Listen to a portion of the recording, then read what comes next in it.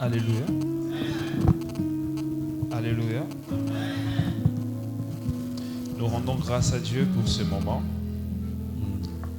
Et bien plus encore, nous disons merci à Papa, Révérend François, pour cette opportunité, cette grâce accordée à notre personne. Et on dit, on donne la chair à ceux qui nous sont chers.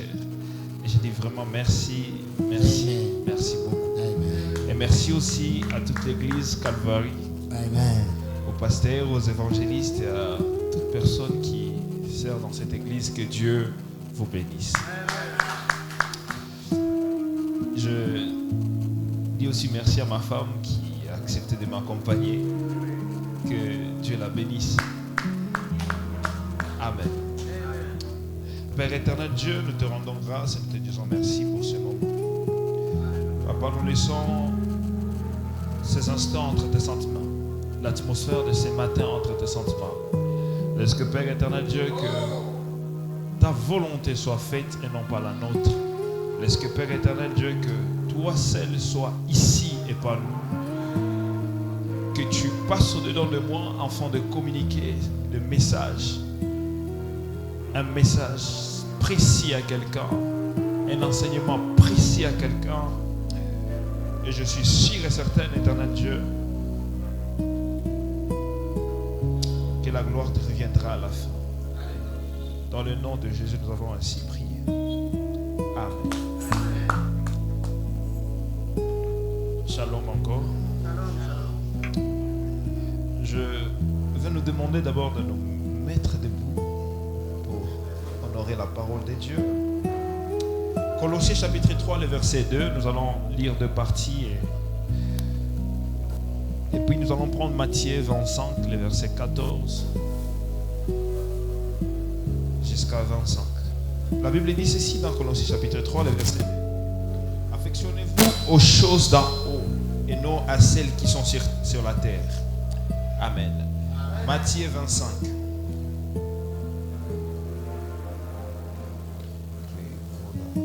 Verset 14. La Bible dit ceci: il sera comme un homme, il en sera comme d'un homme qui, partant pour un voyage, appela ses serviteurs. Il les remit ses biens. Il donna 5 talents à l'un, 1 à l'autre et 1 au troisième. À chacun selon sa capacité. Il partit. Aussitôt celui qui avait reçu 5 talents s'en alla. Il fit valoir. Il gagna 5 autres talents. De même, celui qui avait reçu 2 talents en gagna 2.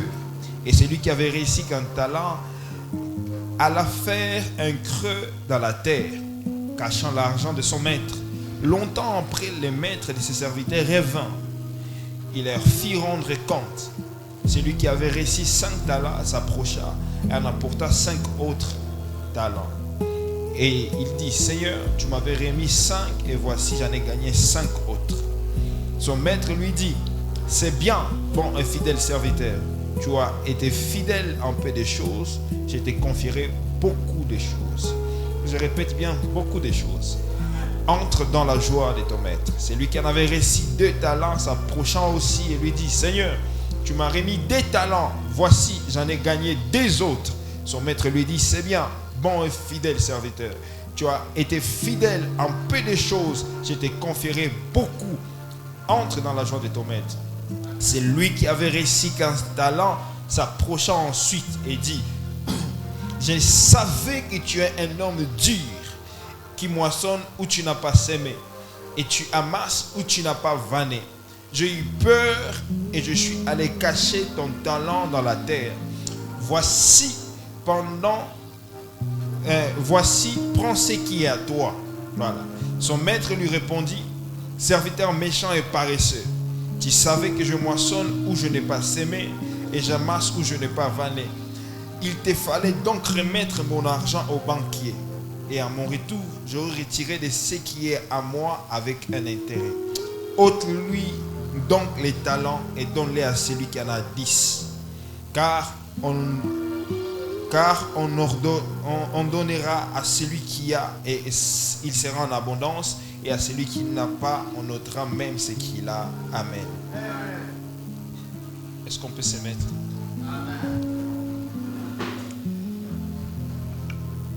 Nous avons un thème que nous, les gens de Calvary, nous sommes en train de marcher avec au cours de ces mois. Et le thème, c'est aligner les aspirations du cœur à la volonté de Dieu, moyennant l'honnêteté en soi-même et par la prière. Aligner les aspirations de nos cœurs à la volonté de Dieu, moyennant l'honnêteté en soi-même et par la prière. Amen. Donc je vais commencer par parler par exemple de ce que Matthieu chapitre 1er est en train de dire. Lorsque nous sommes en train de parler de Matthieu, le chapitre 25 au verset 14, Matthieu ou bien Jésus, lorsqu'il parle d'un maître. Il dit ce maître c'était quelqu'un qui avait son argent. Mais un jour, il a voulu, je crois, faire ses vacances. Et pendant qu'il voulait faire ses vacances, le maître prit l'argent qu'il avait et il les remis à 3 serviteurs différents qu'il avait. On dit qu'à l'un, il lui remis 5 talents. Les talents, c'est l'argent de ces temps-là. À l'autre, il lui remis aussi 2 pièces. À l'autre, il lui remis une seule pièce. Et il s'en alla. Il ne dit rien à personne. Il ne donne pas des injonctions. Il ne donne pas un commandement. Et puis il part. Longtemps après, le maître revint. La Bible dit il fit rendre compte de ce qu'il avait donné à chacun. Et notre premier point, c'est pour ceux qui écrivent. Les volontés de Dieu sont toujours suprêmes. Et nous devons nous aligner selon la volonté de Dieu. Lorsque le maître est parti, la Bible ne dit pas le maître a dit fructifier l'argent. Il n'a pas donné les injonctions d'aller investir cet argent.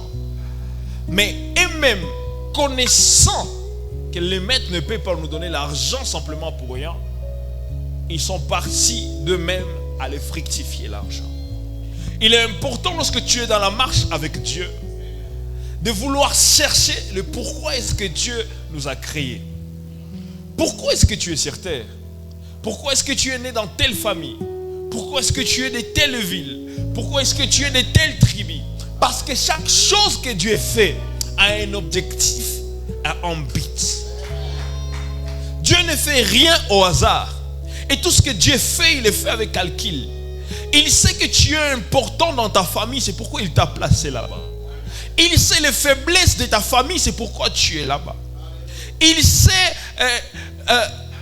comment je peux dire, pas simplement, il sait même la pauvreté de ta famille, c'est pourquoi il t'a placé là-bas. Il sait que si tu le sais et tu le veux, tu peux venir et être le soutien de ta famille. Donc il est important de comprendre, de connaître la volonté de Dieu. Parce que les hommes ne viennent pas pour rien. Dieu ne nous a pas créés pour se plaire, pour un grand plaisir simplement d'avoir un si grand nombre sur terre. Chaque personne a un objectif spécifique. Longtemps, Pierre pensait qu'il était que pêcheur de poissons, jusqu'à ce qu'il rencontre Jésus. Il se rend compte qu'il n'est pas simplement pêcheur de poissons, il est un pêcheur d'hommes. Il a aligné, c'est comme si le diable avait dérouté. Dieu ne l'a pas appelé pour le poisson, Dieu l'avait appelé pour les hommes. Longtemps après, Pierre se rendit compte qu'il avait fait faux pas auparavant. Et s'il n'allait pas rencontrer Dieu, il n'allait pas être recadré. La première façon de comprendre ou bien de vouloir chercher ou bien connaître même la volonté de Dieu, c'est par la prière. Jérémie 33:3, la Bible dit « Cherchez-moi, appelez-moi et je répondrai. Et je vous ferai connaître les choses. » Dieu sait que si vous l'appelez, c'est pour connaître certaines choses qui ne sont pas à notre portée. Les choses qui ne sont pas à notre portée. Qu'est-ce que nous sommes venus faire sur terre? Dieu veut, pour deuxième point, Dieu veut que nous soyons de bons gestionnaires. Lorsque Dieu nous appelle, ou lorsque nous sommes appelés par Dieu, Dieu nous confie certaines responsabilités. Un jour ou l'autre, lorsque Christ viendra, nous rendrons compte des choses que Dieu nous a données. Nous rendrons compte de la famille que Dieu nous a donnée. Dieu te posera la question de ce que tu as fait et ce que tu as été pour ta femme.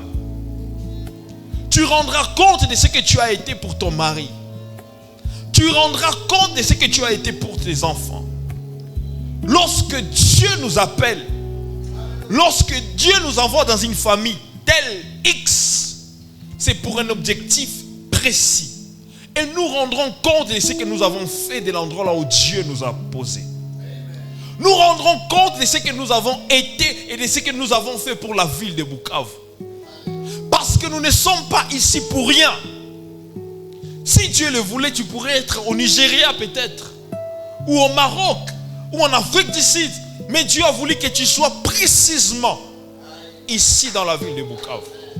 Et Dieu vous rendrez compte, et Dieu vous demandera des comptes pour ce que vous avez été pour votre ville. Dieu vous demandera des comptes pour ce que vous avez été pour vos familles. Dieu vous rendra compte même de ce que vous avez été parents pour vos enfants. Et Dieu vous demandera compte, vous les enfants, de ce que vous avez été pour vos parents. Chacun a des responsabilités pour chaque chose que Dieu fait, pour chaque chose que Dieu lui confie, pour chaque opportunité que Dieu vous donne. Vous rendrez compte. Vous rendrez compte du travail que Dieu vous a donné. Dieu vous a donné une opportunité. Tu as un travail où tu as $2000. Tu rendras compte de cet argent parce que ce n'est pas pour rien que Dieu t'a donné ça. Tu n'es pas spécial pour être gouverneur. Tu n'es pas spécial pour être un général de la ville. Tu rendras compte de toutes ces choses-là. Un jour, Dieu te dira, j'ai été positionné à tel endroit. Voici, j'ai besoin que tu me donnes des comptes par rapport à cela. Je rendrai compte par rapport à ma femme de ce que je l'ai traité au cours de ma vie ou au cours de notre vie avec elle. Je rendrai des comptes à cela. Moi, je crois qu'à la fin de tout, lorsque le Christ viendra, à certains parents, Dieu les demandera. À certains parents, Dieu les dira, montrez-nous les enfants que je vous ai donnés. Pourquoi toi tu es ici mais l'enfant est perdu? Nous rendrons compte de toutes ces choses-là. Nous rendrons compte de ce que nous avons fait de Calvary. Dieu t'a appelé dans cette église, mais tu agis avec négligence, mais tu agis avec paresse. Un jour Dieu te demandera des comptes et tu rendras compte à Dieu de ce que tu as été pour la place qu'il t'a donnée dans cette église. Nous rendrons compte de beaucoup de choses. Certes que peut-être ces messages, tu ne les considères pas. La Bible dit, lorsque les maîtres rêvant longtemps près, il a demandé des comptes de ce que je vous ai donné. Je vous ai donné un mari, tu as longtemps prié pour un mari, je vous ai donné un mariage. Qu'est-ce que vous avez fait pour ce mariage-là? Vous avez prié pour que je vous donne un mariage, une femme. Qu'est-ce que vous avez fait pour cette femme-là? Vous avez prié pour que je vous donne des enfants. Qu'est-ce que vous avez fait de ces enfants-là? Vous avez prié pour que je vous donne une parcelle pour votre église. Mais lorsque je vous ai donné l'église, qu'avez-vous fait de ce que je vous ai donné? Moi, je crois qu'au fond, nous ne sommes propriétaires de rien. Nous ne sommes que gérants de Dieu. Le pasteur, il est le révérend pasteur ici. Tout porte à croire que tout lui appartient. Mais lui aussi, il est gérant. Un jour, Dieu lui dira, je t'ai donné mon église. Rends-moi compte de ce que tu as été et ce que tu as fait pour mon église. Ça peut paraître, c'est ta propre maison, tu as acheté de tes propres moyens. Mais tu rendras compte de ce que Dieu t'a donné. Nous ne sommes que gérants. Il n'y a rien qui nous appartient. Même les habits que nous portons appartiennent à Dieu. Si Dieu veut que la veste que je porte, que je la donne au pasteur, je le ferai parce que toutes ces choses-là appartiennent à Dieu. Mais pourquoi est-ce que nous sommes prêts à dire que tout est grâce et que tout ce que nous avons reçu de Dieu, mais nous ne sommes pas assez prêts à répondre, à reconnaître que ce que nous avons appartient aussi à Dieu. Nous avons tendance à chanter, oui, je te donne tout, Seigneur. Mais lorsqu'il s'agit de mettre ça en pratique, c'est comme si nous donnons une partie des choses et non pas une autre partie des choses. Dieu est le maître suprême et sa volonté est suprême. Quand Dieu voudra te déménager d'ici vers un autre endroit, une autre ville, c'est pour un objectif. Dieu ne fait pas des choses pour plaisanter. Lorsque Dieu fait des choses, c'est pour un objectif qu'il est fait. Alléluia. Pour le troisième point, Dieu veut que nous soyons productifs, rentables. C'est-à-dire lorsque Dieu te donne une famille, Dieu s'attend à ce que cette famille devienne une grande famille. Lorsque Dieu crée l'homme et la femme, il dit multipliez-vous. Dieu ne veut pas qu'on reste statique, tel qu'on était au départ, qu'on reste comme ça. Dieu veut que l'on change. Dieu veut une forme d'évolution. Dieu veut que l'homme évolue. Dieu veut que nous allions de gloire en gloire. Lorsque tu as ta femme et toi, il veut aussi voir les enfants. La stérilité n'est pas d'abord une pensée de Dieu, et ça ne sera jamais une pensée de Dieu. Et il y a plusieurs fois dans la Bible où on dit c'est parce que Dieu l'avait rendu stérile. À la fin, Dieu finit par rendre fécond ce que lui-même avait décidé de rendre stérile pour un temps. C'est-à-dire que lorsque Dieu te dit maintenant ce n'est pas encore le temps de te multiplier, c'est que là devant il prépare une saison où tu seras en train de te multiplier, une saison où tu seras productif et rentable. Alléluia. Aujourd'hui, je ne suis pas en train de prêcher, je suis en train vraiment de donner un enseignement. Un enseignement qui fait appel à toute personne et catégorie de personnes qui sont ici. Dieu veut que vous soyez rentable. Quand on parle de rentable, c'est-à-dire que lorsque Dieu te donne $1000, Dieu s'attend à ce qu'après 3 mois que tu viens lui dire, papa, tu m'avais donné 1000, mais voici, j'en ai 2500. Et cela fait la joie du maître. La Bible dit, et à chaque instant, lorsque lui qui avait 5 venus, j'en ai trouvé 5 autres, il dit, entre dans la joie de ton maître. C'est-à-dire, lorsque Dieu nous voit rentables, il trouve joie dans notre productivité. Alléluia. Dieu veut que nous soyons productifs. Maman qui est ici, papa qui est ici, tout ce que Dieu vous donne, Dieu veut que vous soyez productifs. Productif dans ton service, productif à l'église, productif dans ton travail, productif dans ta maison. Dieu veut que si tu as commencé une famille, un foyer sans chaise, qu'après 5 ans, lorsqu'il reviendra, qu'il te trouve avec des canapés à cuire, des choses qui évoluent. Mais il est décevant de voir qu'à certains, Dieu les a donné les opportunités et ils sont restés les mêmes personnes.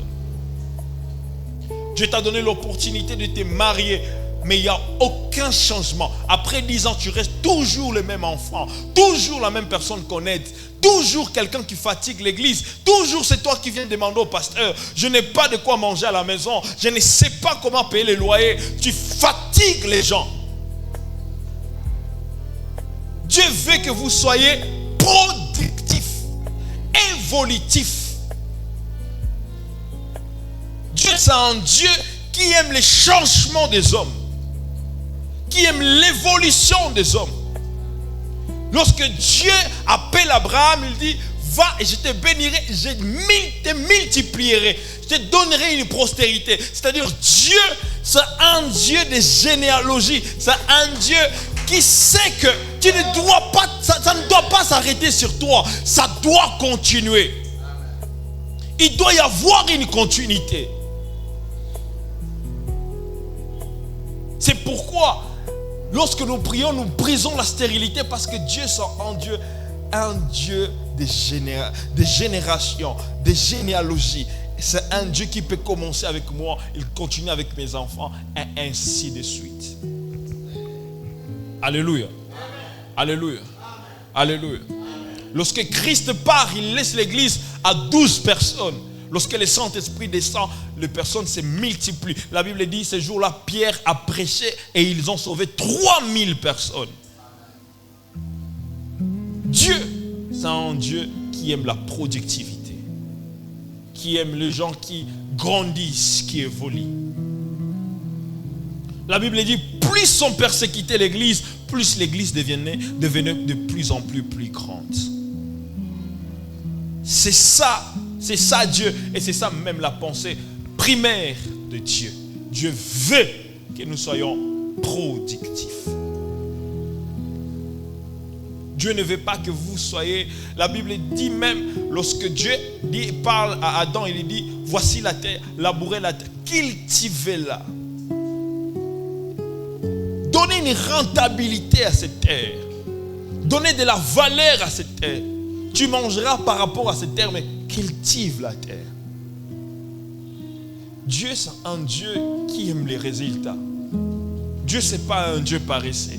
C'est pourquoi, au-delà simplement de donner l'évangile, nous devons être équilibrés. Pour vous, pour nous, travaillons.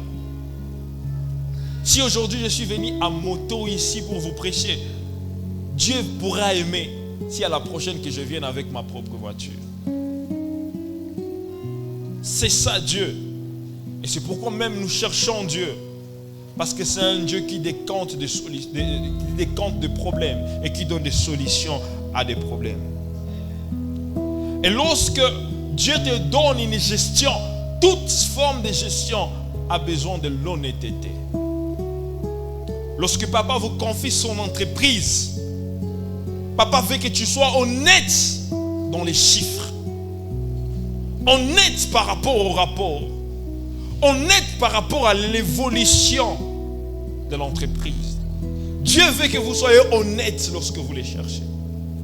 Dans votre façon d'être productif, Dieu veut que vous soyez honnête. Lorsque Dieu vous place en poste dans cette ville ou dans ce pays, Dieu s'attend à ce que vous soyez honnête par rapport à ces postes-là. Mais pas lorsqu'on parlera des personnes corrompues, que ce soit toi qu'on pointe les doigts. En tant que chrétiens, nous devons apporter des valeurs dans nos postes administratifs, dans nos postes politiques, à nos postes militaires. Dieu veut que même à ce niveau-là, que nous apportons l'honnêteté. Que lorsqu'on te confie $100 d'autrui, que lorsqu'on vient demander les $100, que tu remettes les $100. C'est pas que lorsqu'une maman a un problème et qu'il faut que tu donnes une solution à ces problèmes, que tu la proposes d'abord. Viens, marche d'abord avec moi. Ça, c'est la malhonnêteté et c'est user mal du pouvoir que Dieu vous a donné. Par exemple, par rapport au thème que nous avons de ces mois, aligner les aspirations du cœur à la volonté de Dieu, c'est que nos aspirations d'abord personnelles sans Dieu ne sont pas de bonnes aspirations. Lorsque l'homme lui-même essaie de sonder son propre cœur, sans Dieu nous serons que des animaux. Sans Dieu nous pourrons qu'on s'entretuer ici. Il n'y a pas de valeur sans Dieu. Mais lorsque nos aspirations, nous les bannissons pour chercher les aspirations de Dieu, les choses deviennent plus meilleures. Les choses deviennent plus meilleures. Jérémie 29, la Bible dit, je connais les projets que j'ai pour vous. Ce sont les projets de paix et non de malheur. Lorsque nous cherchons les aspirations de Dieu, nous nous affectionnons, nous attendons des projets de paix. C'est pourquoi même lorsque Colossiens écrit, il dit maintenant, lorsque Paul écrit aux Colossiens, dans la lettre il est écrit au chapitre 3 au verset 2, affectionnez-vous aux choses d'en haut, et non les choses d'en bas. Parce que les choses d'en bas sont éphémères et les choses d'en haut sont éternelles. La joie que vous obtenez en cherchant Dieu, elle demeure. La paix qui vient de Dieu n'est pas temporaire, c'est une paix qui demeure.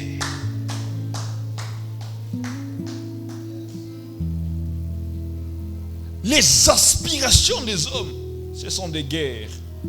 Les aspirations des hommes, ce sont des conflits, les haines. Facilement, sans Dieu, tu peux haïr quelqu'un. Facilement, sans Dieu, tu peux tuer quelqu'un. Facilement, sans Dieu, tu peux être dans tout ce qui est mal. Mais lorsque Dieu est le pilier principal de ta vie, avant de poser un acte, tu cherchais Dieu. Même lorsque tu as mal fait certaines choses, tu cherchais Dieu. Tu dis à Dieu, montre-moi encore le chemin. Montre-moi encore le chemin. J'ai besoin de te voir encore clairement. J'ai besoin de te voir encore clairement. Aujourd'hui, ça peut peut-être être qu'un enseignement que je suis en train de donner. C'est pourquoi je ne suis pas dans les chauds. Parce que je voudrais, dans l'objectif, lorsque je préparais ces messages, c'était de transmettre une pensée qui doit rester éternelle. Une pensée, lorsque tu marches, tu dois savoir que rien ne m'appartient. La femme que tu as ne t'appartient pas. L'homme que tu as ne t'appartient pas. Les enfants que tu as ne t'appartiennent pas. S'ils t'appartenaient, la Bible dit même, lorsque Dieu parle avec les diables par rapport à Job, Dieu dit, touche à ce qui appartient à Job, mais ne touche pas à la vie de Job.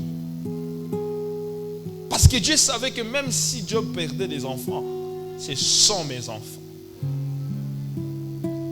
C'est Dieu qui a donné. D'ailleurs, j'aime bien ce que Job dit. Il dit, c'est Dieu qui a donné et c'est Dieu qui a repris. C'est-à-dire, la maison que Dieu peut te donner demain, il peut encore le reprendre. Les maris que Dieu t'a donné, il peut encore le reprendre. Toute chose que vous avez reçue de Dieu, sachez que Dieu a encore le pouvoir de reprendre les choses qu'il vous a données. Parce que vous n'êtes que gérant. Pourquoi le maître dit, on ôtera celui qui n'a pas ce qu'il a et on ajoutera celui qui a. Si on peut ôter, c'est que lui-même il a donné et puis lui-même a pris.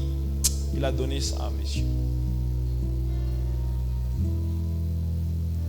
Et lorsque nous marchons avec Dieu, et d'ailleurs même l'un des signes pour vaincre le péché et le mal, c'est être honnête avec Dieu, même dans la prière. Lorsque tu as mal fait certaines choses, ayez le courage de t'approcher vers Dieu et dites les choses par son nom. Dites à Dieu, je volais, ce n'était pas mes intentions, mais je te prie de m'aider qu'à la prochaine que ça n'arrive pas. Que Dieu voie que tu es honnête dans ta façon de prier. Bon, nous avons une qualité de chrétiens, papa. Et même ils sont conscients qu'ils sont en train de mentir même en priant. Ils sont en train de dire à Dieu, si tu me donnes, moi je ferai ceci pour toi. Ils savent eux-mêmes que si Dieu les donnait, ils ne vont rien donner à Dieu. Ils sont conscients. Ils sont en train de dire, mon kimpatia tout $1000, je te donne la dîme de $100. Ils savent eux-mêmes qu'ils ne peuvent pas donner une dîme de $100, même si c'était Dieu lui-même qui était le pasteur. Ce sont des menteurs à haut niveau. Ils ne sont pas honnêtes dans leurs prières. Combien on dit, Mungu, si tu me donnes simplement les mariages, moi je vais chanter à l'église, je serai chante. Et quand Dieu les a donné les mariages, ils n'arrivent même. Combien sont ceux-là qu'ils étaient ici, ils ont dérangé les pasteurs, prié pour le travail. Quand Dieu les a donné le travail, les dimanches est devenu leur journée sportive. Une journée sportive. Quand tu les vois, ils sont en train de courir. Les soirs, ils se rencontrent en groupe de sportifs, en train de manger, en train de ramener encore la graisse qu'ils ont dégagée pendant la journée. C'est ça, au fait, la qualité des chrétiens. Certains sont là par hypocrisie, par semblant. Ils attendent simplement que Dieu fasse. Et ils fuient. et ils quittent l'église. Certains, même quand Dieu les bénit, j'ai écouté une femme se permettre de dire quand Dieu l'a béni, dans cette église-là, il n'y a pas l'onction. Ah bon? Quand tu n'avais rien, il y avait l'onction. Quand Dieu t'est béni maintenant, le pasteur n'a plus l'onction. Le pasteur n'a plus l'onction. Nous ne sommes plus honnêtes à l'église. Je crois que c'est l'une des choses même qui fait à ce que Dieu ne réponde plus à certaines prières. Où sont les ânes capables de dire si tu me donnes un fils, je te le donne en retour? Anne savait et elle pesait ses mots. Elle était honnête dans sa prière. Ses aspirations ont été vraies. Lorsque Dieu l'a donné Samuel, il a remis Samuel à Dieu. Où sont ceux-là qui ont dit si Dieu tu me donnes un travail, je serai protocole à l'église? Et même quand Dieu les donne travail, ils trouvent que protocole c'est le travail le plus inutile de l'église. Si on ne le fait pas pasteur, il ne peut plus exister dans cette église-là. C'est ça la qualité de certains chrétiens. Alors je vais te demander de te mettre debout là où vous êtes.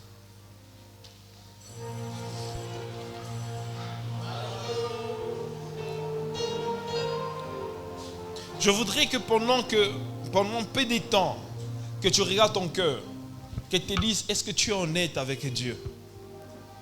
Est-ce que tu es honnête dans tes prières? Dans les aspirations, est-ce que tu es honnête? Est-ce que tu es honnête avec Dieu?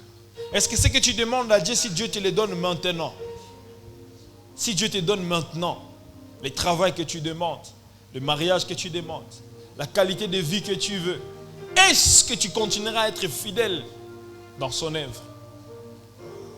Est-ce que ça sera pour sa gloire? Est-ce que tu seras un bon gestionnaire des choses que Dieu te donne? Est-ce que tu sauras garder les choses que Dieu te donne? Élève ta voix et prie. Élève ta voix et prie. Élève ta voix et prie. Père, nous voulons être de bons gestionnaires. Alléluia. Nous voulons à ce que, Père, que tu nous apprennes à être de bons gestionnaires. Nous voulons à ce que, Père, que tu nous apprennes à être conscients, à comprendre que ce que nous avons ne nous appartient pas. Mais que tout appartient à toi, c'est le Dieu. Nous voulons à ce que, Père, que tu nous apprennes, que tu nous apprennes, que tu nous apprennes, Père éternel, Dieu, à te connaître, à savoir qui tu es, à marcher avec honnêteté avec toi, à comprendre, à vouloir chercher ta volonté, à vouloir faire ce que, Père éternel Dieu, toi seul as envie de faire. Que nos désirs se taisent, que nos volontés se taisent, et que seule ta volonté prime. Apprends-nous à être honnêtes dans nos prières. Apprends-nous à être honnêtes dans nos prières. Apprends-nous à être honnêtes dans nos prières. Alléluia. Apprends-nous à être honnêtes dans nos prières. Alléluia. Alléluia. Alléluia. Oh, alléluia. Wastahili wewe Bwana, wastahili wewe Bwana, wastahili wewe Bwana, kupokea utu, wakisema wastahili wewe Bwana, wakisema wastahili wewe Bwana, oh, wakisema wastahili wewe Bwana,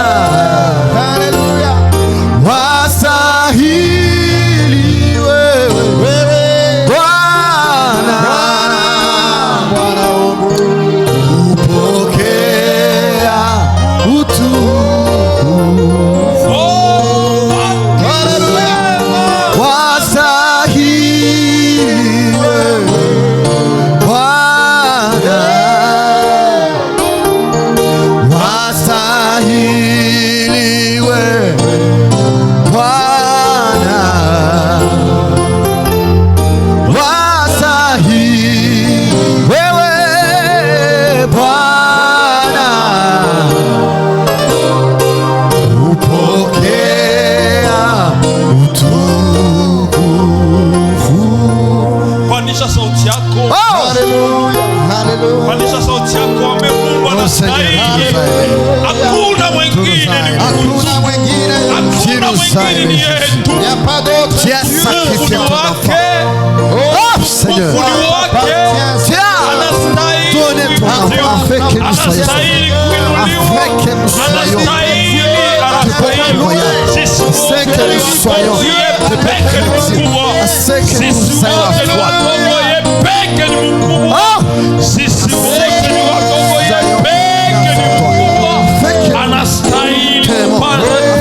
Anastahili kuenea, anastahili kumiliki, anastahili kukaa hapa, anastahili kukaa katika mioyo zetu, anastahili kwa jamaa zetu, anastahili Mungu, anastahili kwa yote Bwana, unastahili Bwana, unastahili Bwana, unastahili kuabudiwa. Unastahili kuabudiwa, unastahili Bwana wa mabwana, unastahili kuabudiwa, unastahili Bwana, unastahili kuabudiwa, unastahili Bwana wa mabwana, unastahili kuabudiwa, unastahili kuabudiwa, unastahili kimbilio letu, unastahili Bwana wa mabwana, unastahili, unastahili kuabudiwa, unastahili. Est-ce que tu peux acclamer Jésus? Alléluia. Est-ce que tu peux acclamer Jésus? Alléluia. Acclamons encore une fois. Alléluia, alléluia.